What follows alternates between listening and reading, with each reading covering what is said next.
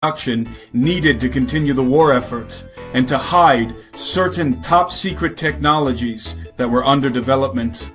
The TOTE organization, a group of highly skilled civil engineers under the direction of Xaver Dorsch, began the construction of the massive subterranean facilities in earnest. But by the time they were completed, it was too late. The Allies had already destroyed nearly all of Germany's industrial capabilities and were invading the fatherland. As American forces pushed further into Germany, they discovered the incredible underground installations that the TOTE organization had constructed and captured many of the organization's members, including Dorsch. Eventually, some of the high-ranking TOTE organization engineers were secreted away to the United States via Project Paperclip to continue their work building underground installations, but this time for the U.S. government.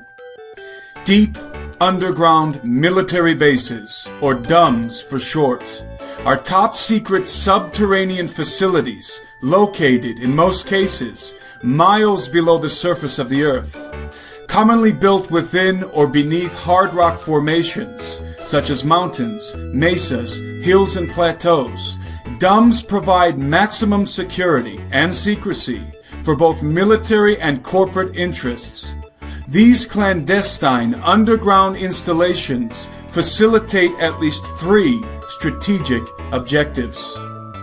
Number one, security, as in the warehousing of sensitive assets, i.e., nuclear warheads, biological weapons, etc., and safe haven of high-ranking military and government officials during national crises, i.e., nuclear fallout, EMP attack, civil unrest, etc.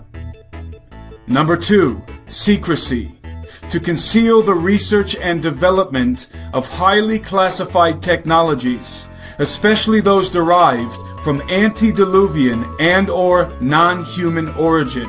Also, to conduct controversial experimentation, especially relating to behavioral modification, genetic engineering, and human cybernetics.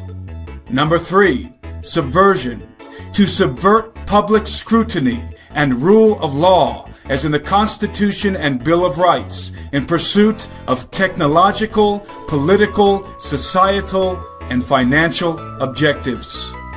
Though the existence of most of these dumb installations, no pun intended, is officially denied, some of them have surfaced into public awareness, such as the Cheyenne Mountain Complex, formerly the home of NORAD, and the Mount Weather Complex.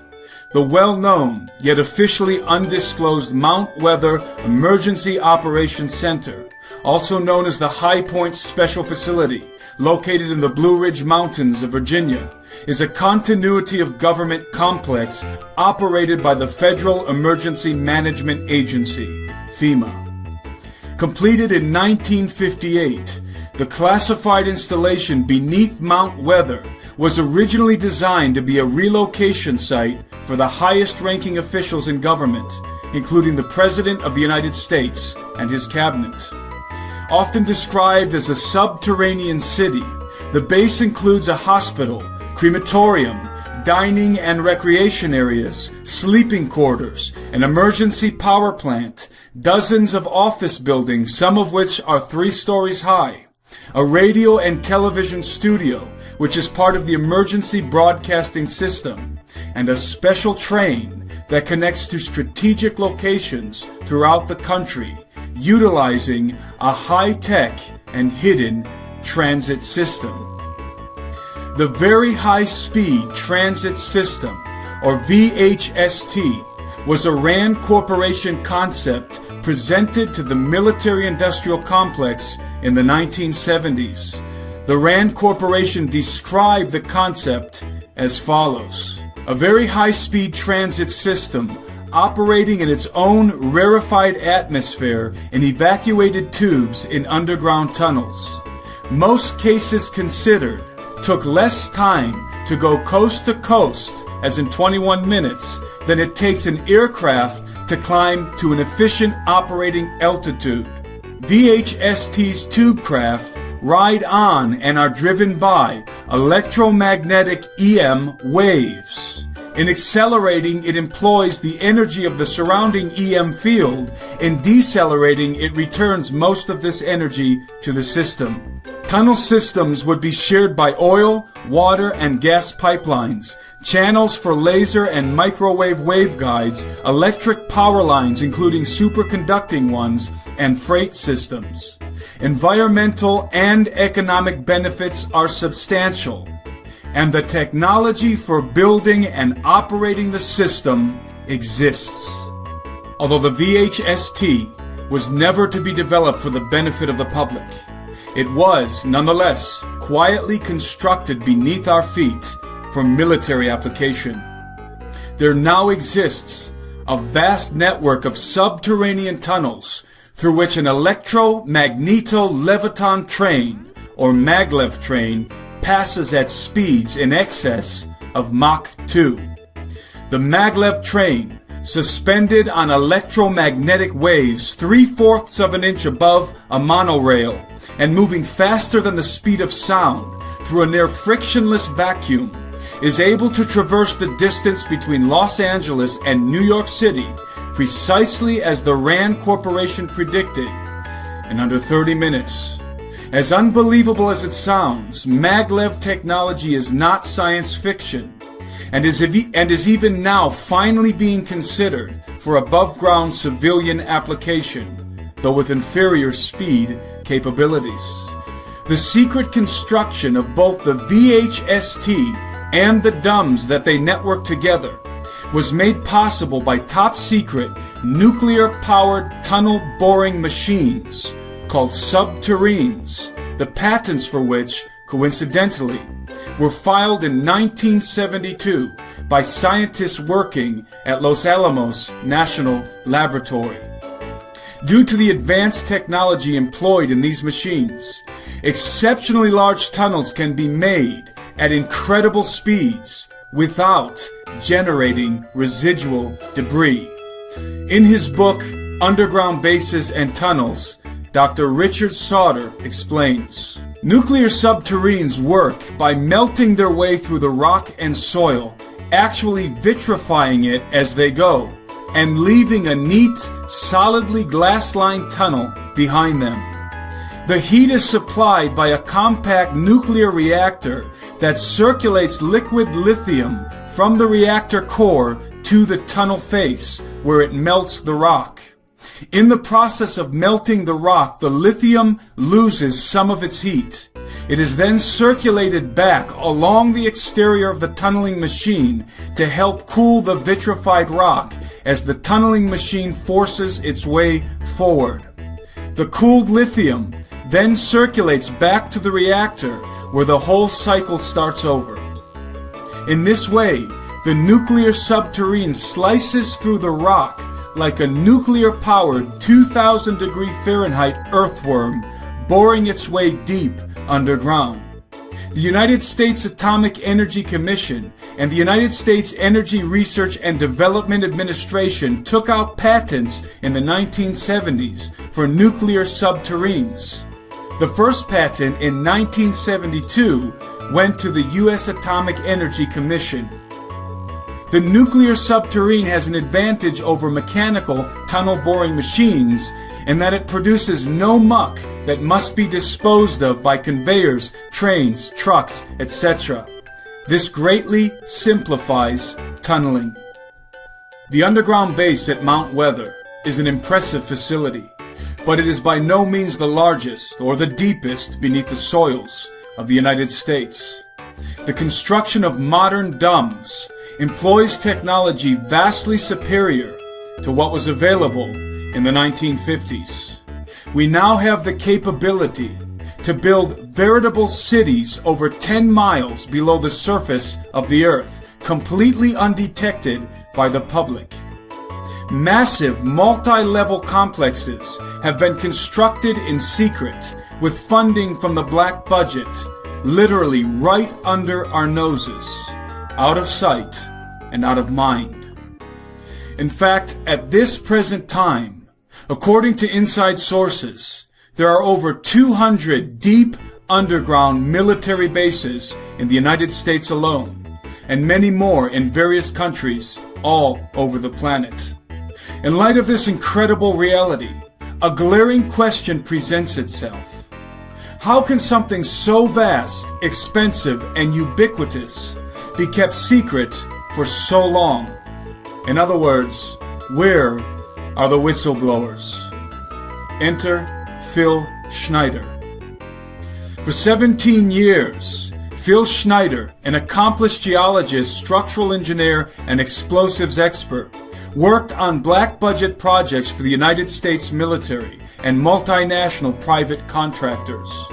Possessing a level 3 security clearance, Rhyolite 38, and a near genius level IQ, Phil was versatile in many capacities, but his primary occupation involved the design and construction of deep underground military bases, including some of the most infamous installations on the planet, such as the Area 51 and S4 facilities in Nevada, as well as the Los Alamos and Dulce facilities in New Mexico. After discovering a nefarious conspiracy involving an alleged collusion between factions inside the United States military and a technologically advanced non-human race living in the caverns of the earth, Phil felt betrayed by the leaders of the country he loved and summarily discontinued work with the military. Disillusioned with the government and enraged at the assassination of his colleagues working in black projects and of his closest friend, Ron Rummel, Phil Schneider decided to break his oath of silence and disclose the top secret activities in which he had been intimately enveloped for so many years. From 1994 to 1996, he lectured all across the country, even under a constant threat of death. In fact, in his final year on a lecture circuit, Phil survived 13 separate assassination attempts involving firefights, car chases, and hand-to-hand combat. However, sadly, the 14th attempt on his life would succeed. On January 17, 1996, Phil Schneider was found dead in his apartment in Wilsonville, Oregon. He was brutally tortured and then, with his hands bound behind his back, was slowly asphyxiated by a catheter tied around his neck. Although Phil's death was dubiously declared to be a suicide, all of the material evidence he carried with him on the lecture circuit, including official documents proving his allegations, along with photographs and fragments of secret alloys used in reverse-engineered military craft, were missing. Besides all of this, Phil had lost the index and middle finger on his left hand in a bizarre incident. There was simply no way that he could have tied the catheter tight enough around his own neck to kill himself. For telling the truth, Phil Schneider paid the ultimate price. So rather than cite his testimony, I will let Phil speak for himself. I'm Phil Schneider.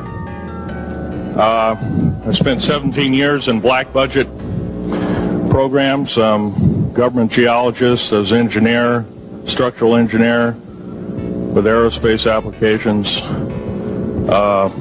Self-taught metallurgist, became kind of famous in my own right. I basically would have a set of notes here, but they're unavailable in all this melee. Up here I have different artifacts explaining some of them are alien metals that have been produced both on this planet and the confines of outer space that are now used in all stealth aircraft. All stealth aircraft, for instance, all black jets, what you're seeing of black helicopters and the like, the skins and the coatings and the residues that are used predominantly in the aircraft themselves, in the airframes and the rotor blades and the fans, and in some cases in submarines, special titanium hulls in the Phoenix class submarines now. All this has come from alien technology. 1947 is what the public has been told. Something crashed in the backyard in New Mexico, a place called Roswell, New Mexico. Unfortunately, that's what the public's been told. The military's known about the alien question for the better part of 70 years, and they first saw their glimpse of what was going on as early as 1909 in the American Southwest. Army cavalry evidently were chasing some bandits, and they entered this cave. They were holed up in a cave, and what they found in there was flying discs and little gray guys and all kinds of weird things, and they didn't know how to explain that, and they wrote them down as best they could, and it's been in secret archives ever since. And it's up down by the Truth or Consequences area of New Mexico. Well, the alien thing is more than just what I'd call a non-visible threat. We on the surface, first of all information dealing with alien or alien reproduced technology or alien reproduced vehicles or any other kinds of things well hidden from the American public. Our black budget, for instance, garners $1.023 trillion every 2 years. It's over $500 billion a year. Right now, there are 131 active deep underground military bases in the United States. There's 1,477 of them worldwide. Each one has an average cost of $17 to $19 billion. Each one is built in the site. It used to be it'd take a year to 2 years to build each one, and now they're capable of building a couple of them a year with sophisticated methods. My colleague Al Bielek has actually been on some of the high-speed railways, the magneto-leviton trains that connect all the deep underground military bases within the United States. He's been on a Mach 2 train and floats off of a single rail at 3/4 of an inch off the rail, and is what you'd call high tech. We have nothing like this on the surface. The public basically has been totally lied to. We're considered stupid or even moronic in some cases. It's got to stop. I have actual crashed retriever metal from Roswell, New Mexico. It's given to me when I was 14 years old. For instance, I've got other things. I've got pieces of this piece of titanium, a special titanium alloy made for everything from the original SR-71 Blackberry. That's old hat now. F-117As, they're old hat now. They're making a whole new class of hypersonic above Mach 5 aircraft that employ extremely modern charged particle beam weapons. They don't even use lasers anymore. Computer enhanced imaging radar, although it's used in helicopters for public surveillance, computer enhanced imaging radar, and in satellite technology. The brand new kid on the block is a kind of infrared technology where a satellite 150,000 miles out in a geosynchronous orbit, or not quite geosynchronous orbit, but these spy satellites can literally look in and see a dime on the floor, say on your kitchen floor. They have a resolution factor of 99.999961. This particular piece of metal, I'm going to drop it on the floor here. It'll kind of ring like a bell. You can't break it. Withstand temperatures in excess of 7,500 degrees Fahrenheit. It has niobium in it. It also has mironite in it, element 123. Yeah, please do. It's in a non-crystalline form. This is just kind of a dripping out of the main crucible. Here's a crystalline example. It's in the scalenohedral-crystalline form. We got this from the large grays technology. This is grown in the confines of outer space, which has not quite a super vacuum, but by the way, this is capable of withstanding temperatures in excess of 10,000 degrees Fahrenheit. It's great for certain parts of aircraft. This kind of material I work with on a daily basis. Up here we have a transparency of Groom Lake.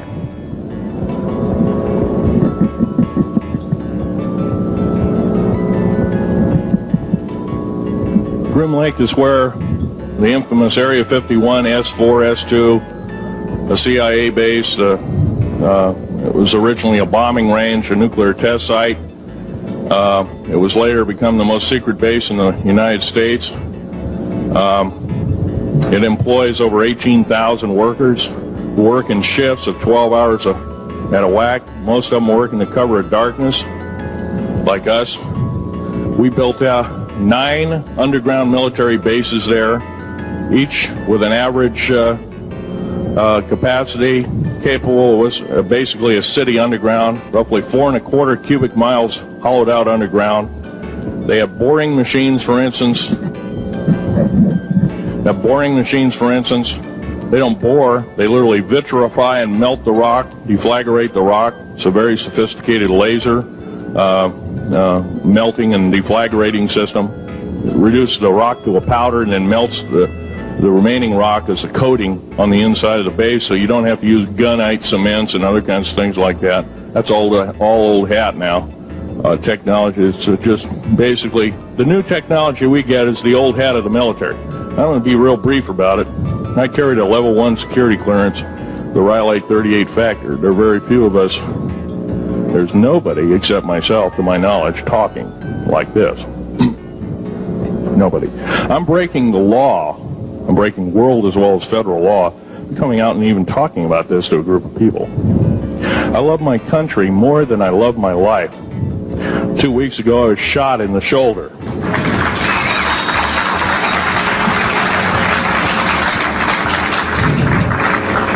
I don't want to gore you women out, but I was shot in the shoulder up here. I recently have become friends of a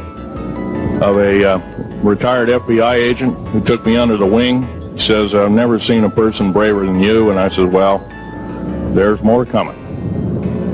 Our patriot movement in these United States is going to pick up the ball, and we are going to kick the parasites out. But I'm going to be real blunt about it.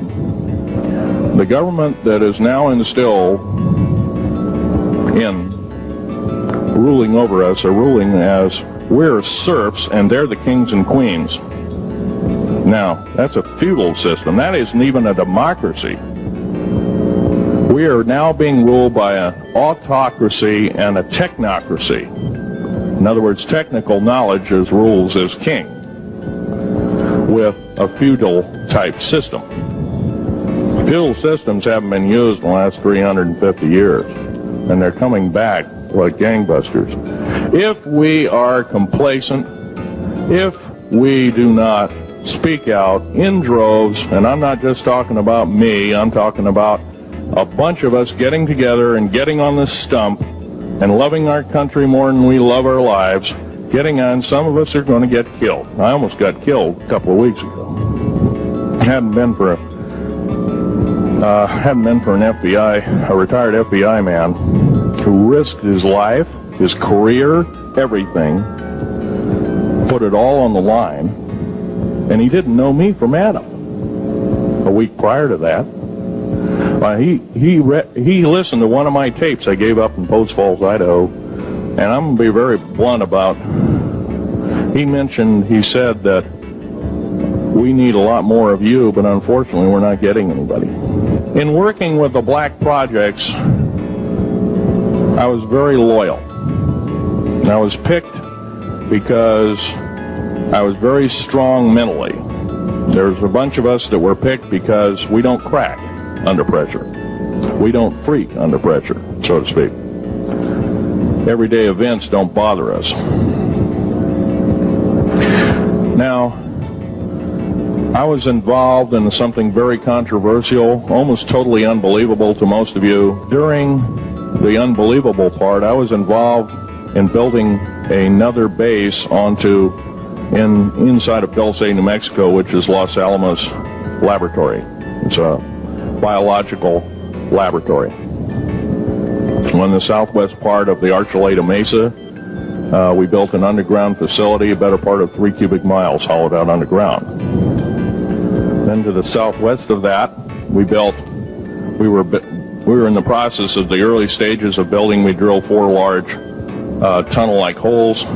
Some of them ran 2.5 miles under the surface. Number of the original wells or drilling machines that were used were at the rate of up 2 miles a day. It was fairly rapid. The equipment kept coming up broken. So we wanted to go down, we wanted to send somebody down there, a human observer, or human observers in this case, to find out what was going on. Well, to our total surprise, first of all, the government knew all about it. They didn't tell anybody. When I saw Green Beret and Black Beret people encamped inside of our geologist camp, I knew something was up, the gig was up. First of all, I knew all about the alien agenda. I'll explain that in a few minutes. The large alien grays had been encamped there for as best as believed possible about 400 or 500 years. It had been one of their internal bases. And we drilled holes right on top of it. All the stinking air, all the black sooty air came right out as soon as the first hole was sunk, and all this soot came up, and well, that's when all the hell broke loose, really, all started. Anyway, after we drilled all 4 holes, it took about 2 days to drill all 4 of them. And when you build an underground base, you drill 4 basic holes, and then you build called stopes or cross-member holes across, and then you use blasting equipment, special blasting equipment by the analyzation of the rock formation, and you literally blast out or tunnel out or deflagrate or melt rock out to build the large rooms that are required for this underground base. Well, in this process, I was lowered down the basket of one of these holes, and about from me to this elderly woman here in the front was sitting a 7-foot-tall alien gray. The stench was worse than the worst garbage can you can imagine. The person the entity was absolutely horrible. I didn't waste any time. I reached for my pistol. At that time, as an engineer, I didn't have time to carry all the folderol of one of these big submachine guns that all the sea spray and the yellow fruit and all the outer perimeter and inner perimeter security people carried. I carried a little Walther PPK pistol with a 9-shot clip.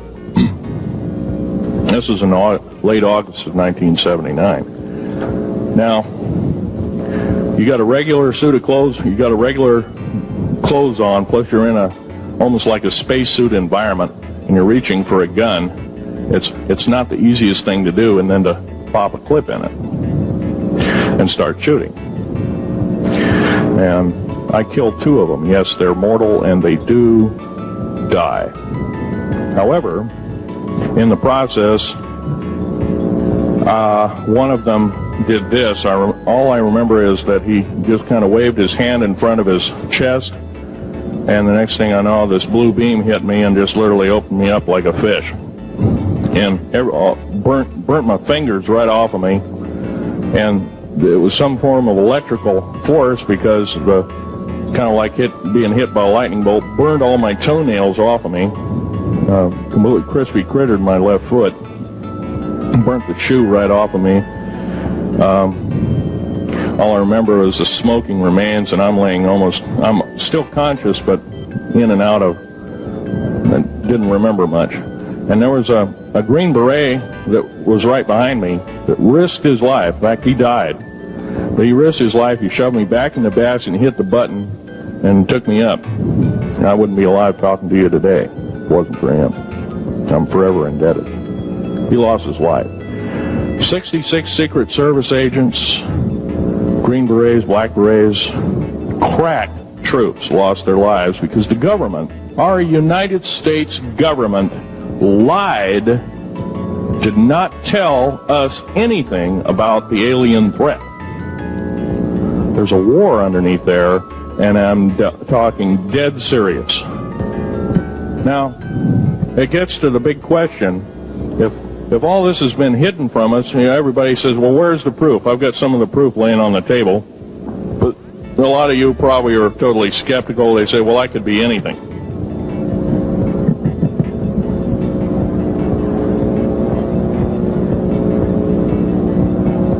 In my hand here, I have a piece of what's called corbamide. It's the heaviest element in the world. Element 140. This piece of material weighs 15 ounces. It's 3.5 times the weight of uranium. It cannot be made to emit gamma rays. It cannot be isotoped. It is totally stable. It is used in all stealth aircraft and all Phoenix-class submarines. When combined with other alien elements, it is impregnable. It cannot be melted with charged particle beam weapon.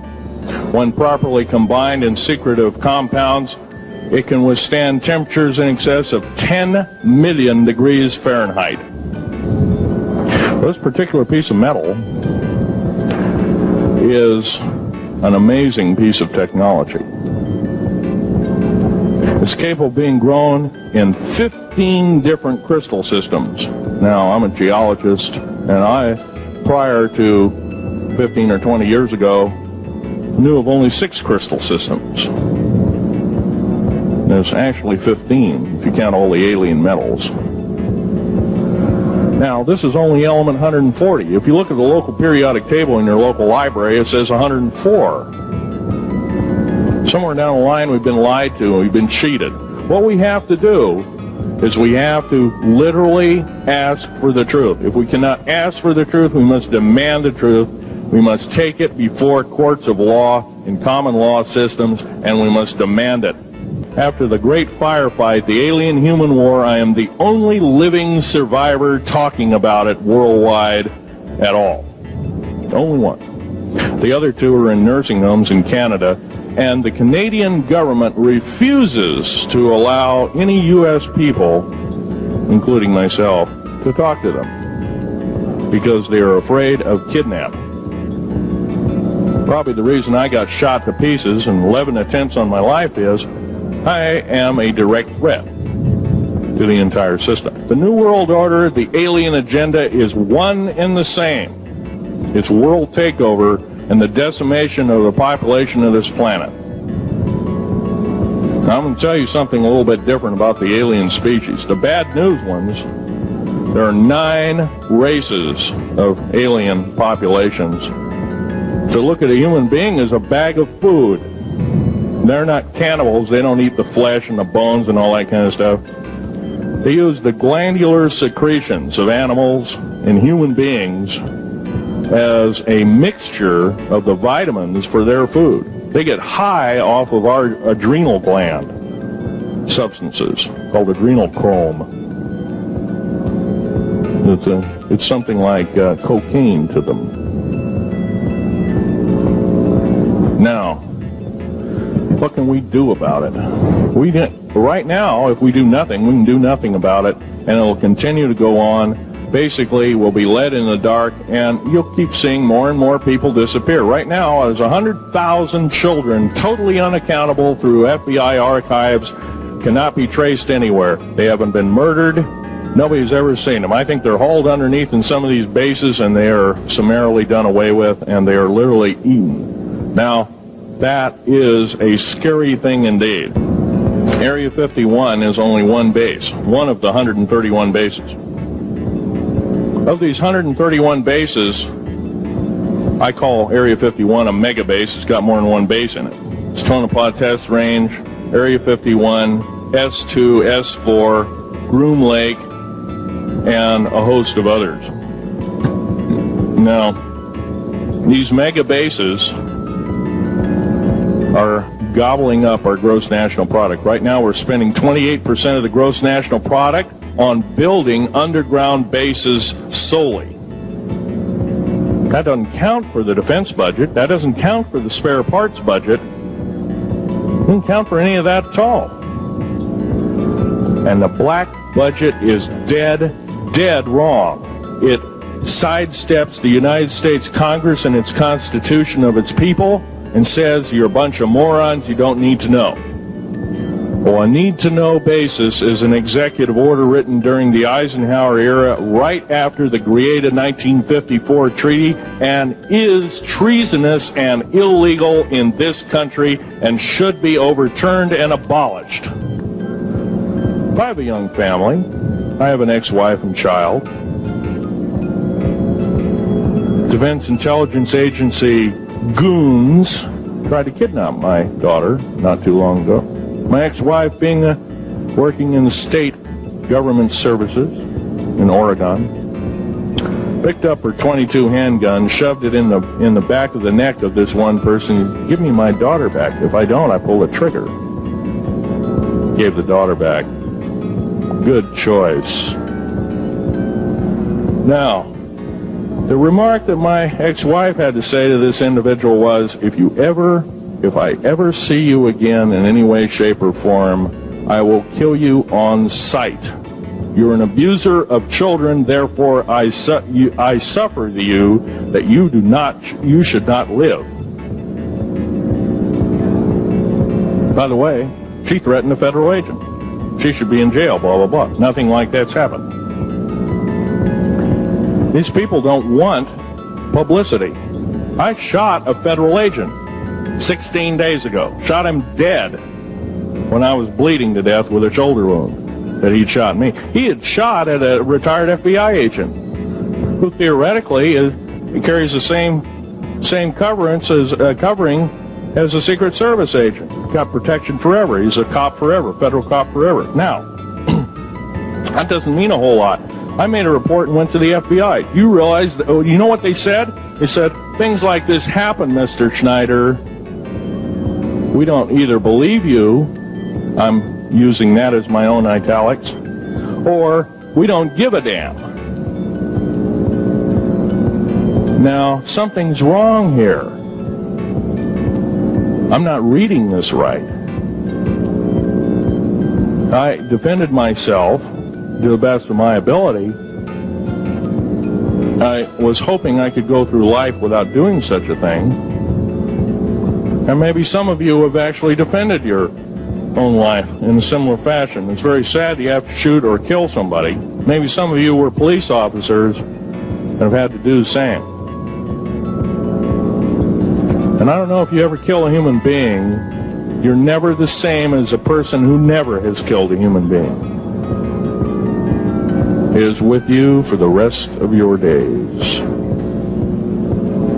Whether you do it in war, whether you do it in murder, whether you do it in self-defense, you have taken one of God's holy creations off this planet. And there is a void there. And I feel that, and I'm very sorry for that. But I had to defend myself. Otherwise, I wouldn't be here. My message must continue. I'm doing it on my own money. And I'll continue to do it. As long as it takes. As long as I've got to live. I've got cancer. I'm dying. The radioactive substance that I got hit with in 1979, late August of 79, it's a similar form of aplastic anemia. It affects your blood and your bones. My bones are extremely brittle right now. No cure. The government never told me about that, by the way.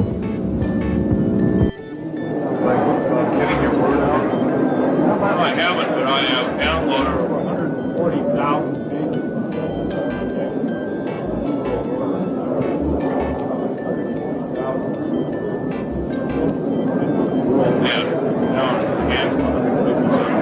Would you go on down the line? I will take anything and everything to get the word out. If the testimony of Phil Schneider is simply too incredible for you to believe, consider this. Men are not assassinated unless they pose a legitimate threat to someone. Those who are conspiring in secret beneath our feet, subverting our laws, and dancing with the devil, will go to any length to conceal their deeds. and will eliminate anyone who dares pull back the curtains and expose the works of darkness to the emancipating light of truth. Finally, I am compelled to bring this analysis to a conclusion with 2 verses from the Bible. Woe to those who seek deep to hide their counsel far from the Lord, and their works are in the dark.